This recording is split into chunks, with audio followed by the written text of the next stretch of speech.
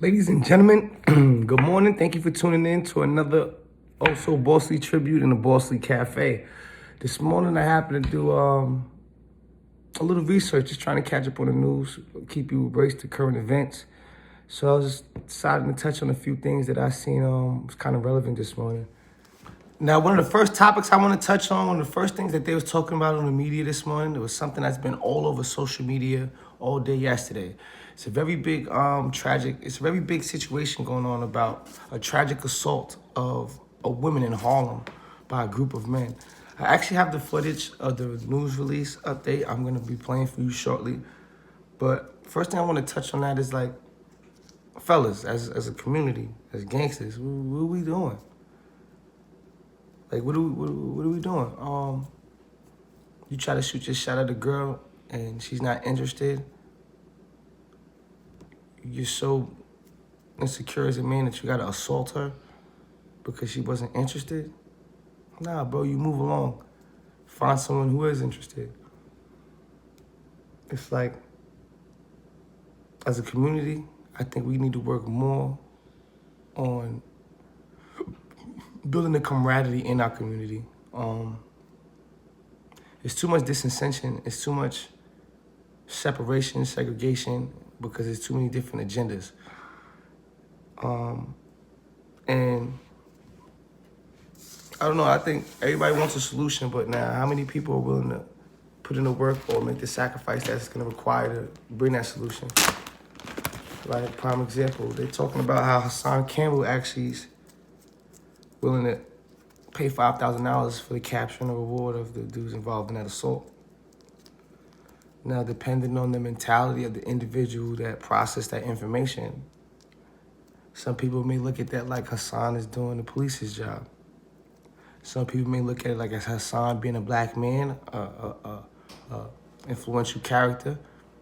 He's playing his position as a black man in his community, trying to reap justice. So I think it's just a matter of opinion.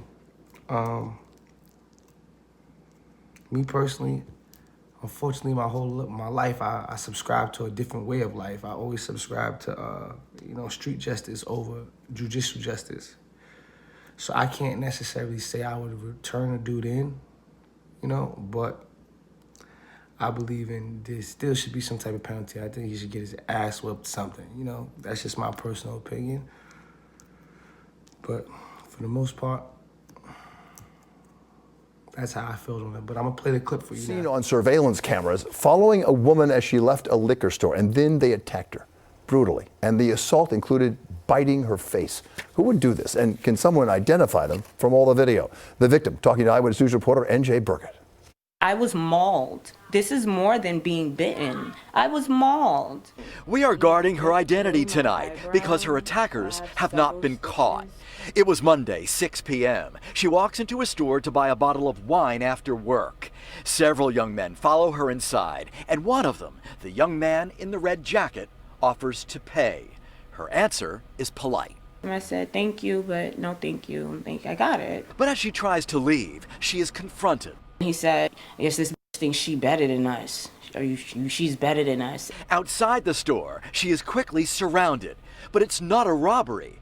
To this day, the victim doesn't know what it was. Once they surrounded me, I just, my heart kind of dropped inside because I knew what was going to happen. She tries to run, but will be attacked, punched, kicked, and bitten by the young man in the red jacket. I just remember just feeling a lot of people on me, my hair being pulled, being hit, and then I felt him biting. I felt just like teeth on my forehead. I felt like the warmth, like his breath, the warmth just biting on me. And I just remember just screaming, and just saying, oh my God, I said, he's biting me. Just please get him off of me. He's biting me. She says she escaped into a nearby store, and the young men took off into the night. Community activist Tony Herbert. To assault a sister like this is an insult and a direct attack on every single woman in our city. The victim is 31 years old and worries about the scars she will have, both emotional and physical. I will never forget that, and look in his eyes, and it's just being that close to me in my face, feeling him biting on me, and just his breath on me and just his scent of. So yeah, ladies and gentlemen, that's the recap of the news clipping about the assault on that woman in Harlem. Feel free to leave your opinions, questions, and comments in the comment section below. I'll make sure I tune in after this video. Now, the next clip I would like to touch on is actually more so, a new video that was just released today about a shooting in Astoria, Queens that happened this morning. I'm gonna play the clip for you Video now. this morning of a gun battle in Queens. The shootout taking place on 37th Avenue in Astoria. According to the police report, the person behind the van fired several shots at a group, and one of the shots hit a 19-year-old man in the stomach. He was taken to a nearby hospital, listed in stable condition. So once again, ladies and gentlemen, you see it's more senseless violence within the youth. We got young boys, younger than ever, getting access to guns, and they're trying to do what they've seen in the music videos. They're trying to do what they see emulated in theater. They're actually just trying to find themselves as being one of them young individuals that actually understand the environment, understand the culture. I understand that at those cultivating ages, they're more so trying to solidify their worth or prove things to themselves, but they're just going about it in the wrong way.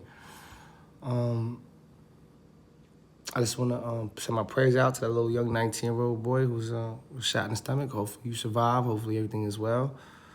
And ladies and gentlemen, we gotta do better, man. We gotta be more mindful with our youth. We have to have more conversations with them. We gotta spend more time with them about positive things, and not always glorify the negative things we've done by telling the stories without at least including the consequence at the end of the story. You know what I mean? So it's a learning experience.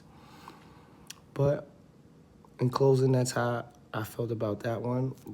The next clip that I'm actually going to touch on is, there were reports this morning that the NFL is actually giving out Super Bowl tickets this year to all the